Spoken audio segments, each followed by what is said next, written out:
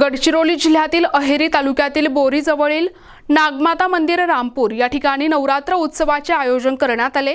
दिनांक 22 सप्टेंबर रोजी घटस्थापना करून नागमाता मंदिर ट्रस्टचे अध्यक्ष परमपूज्य श्री शंकर स्वामी पानेमवार यांच्या हस्ते बदकमा उत्सवाची विधिवत पूजा पार पडली।